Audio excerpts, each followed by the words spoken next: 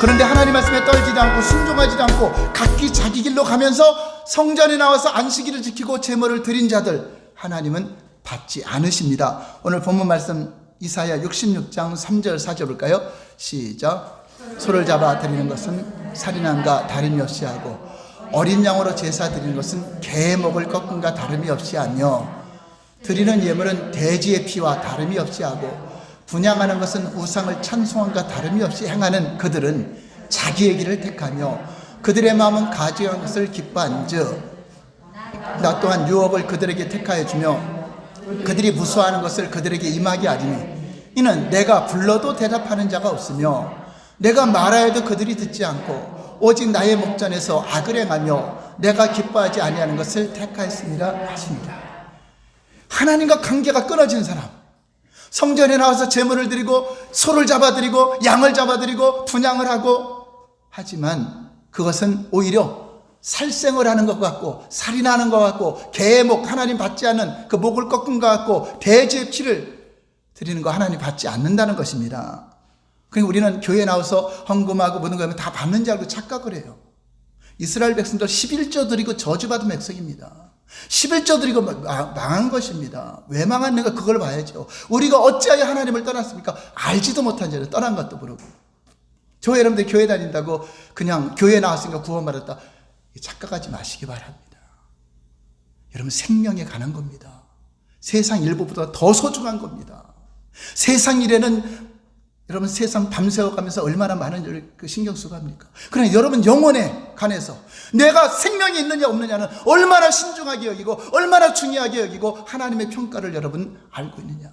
마지못해 앉아있지 마시고 내가 진짜 내 영혼이 하나님 보시기에 다림줄을 보고 있는가.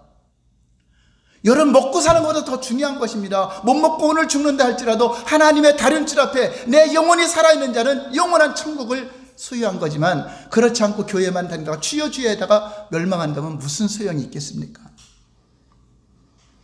하나님이 불러도 대답하지 않고 교제가 없다는 거죠. 각기 자기 길로 가면서 그 길에 축복하려고 하고 그러면서 소를 잡아들여 많은 큰 헌금을 해줘. 그거 살인하는 것 같다. 우상을 찬송한다. 저는요 우상 숭배가 세상에만 있는 줄 알았어요. 근데 성경을 보고 저는 너무나 충격을 받아요. 그래서 우리는 우리 힘으로 하나님 말씀을 다 지킬 수 없습니다. 우리 힘으로 할 수 없습니다. 그래서 가난한 심령이 되어야 되고 마음이 가난해서 하나님을 찾고 도와주시옵소서, 하나님 뜻대로 살기를 원합니다. 그러면 하나님 도움이 오는 겁니다. 하나님의 능력이 오는 것입니다. 성령께서 진리 가운데로 인도하시리니 여러분이 따라가는 것이 아니라 성령께서 여러분을 인도하셔야 돼요. 하나님 말씀대로 사는 것은 오직 은혜로만 가능한 것입니다. 사도 바울도 내가 나 된 것은 하나님의 은혜로다. 내가 열심으로 살아서 성화된 것이 아니라 은혜가 나를 그 일을 하게 했다고 하는 것입니다. 즉 자기 힘으로는 스스로 할 수 없습니다. 이것이 바로 심령이 가난한 자. 하나님 또 주님 뜻대로 살지 못했습니다. 나의 죄를 용서하시고 하나님께 통회하며 자복하며 이제 다시는 각기 제 길로 가지 않겠습니다. 그래서 우리가 예배 전에 한 주간 참회 기도하는 것은 내가 하나님 뜻과 상관없이 내가 내 생각대로 내가 나를 주장하여 간 거 있으면 용서해달라고 하는 것입니다. 그 통회하고 자복하고 다시 또 하나님 한 주간 살아갈 때 돕는 은혜가 필요합니다. 때를 따라 돕는 은혜 없이는 살 수 없습니다 라고 여러분들이 이제 결단하는 기도가 바로 설교 끝나고 기도하는 것입니다. 할렐루야. 네. 자 볼까요? 2절 자세히 여러분 보세요. 시작.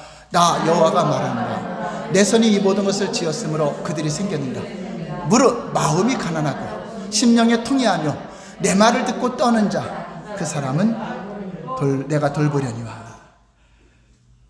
마음이 가난해서 주님의 도움 없이는 살 수 없습니다. 하나님의 능력을 구하고 하나님의 도우심을 구해서 내가 주님 뜻대로 살겠습니다. 또 주님 넘어졌습니다. 통회합니다. 자복합니다. 이제 하나님 말씀을 듣고 떨면서 하나님을 경외하며 살기를 원합니다. 이 자세를 가져야 된다는 것입니다. 은혜를 구하는 것, 이것이 바로 심령의 통회를 하는 것입니다. 그러한 마음과 심령으로 하나님 말씀 앞에 떠는 자세로 하나님 앞에 우리가 서는 그런 자에게 은혜가 임하고 영적 분별력이 주어진다고 하는 것입니다. 물론 주님이 명하신 길을 가다가 여러분 많이 넘어질 것입니다. 저도 많이 넘어져요. 그래서 주님의 은혜 없이는 살 수 없는 자입니다. 그러나 계속해서 주님을 바라보고 성령님의 도움을 구하면 어느 순간에 날마다 이기는 삶이 더 많아져요. 승리하는 삶이 더 많아집니다. 그것을 이제 성화의 단계라고 하는 것입니다. 여러분, 성화를 해야 구원받는 것이 아닙니다. 그러나 구원받은 자는 반드시 성화가 일어난다는 것입니다.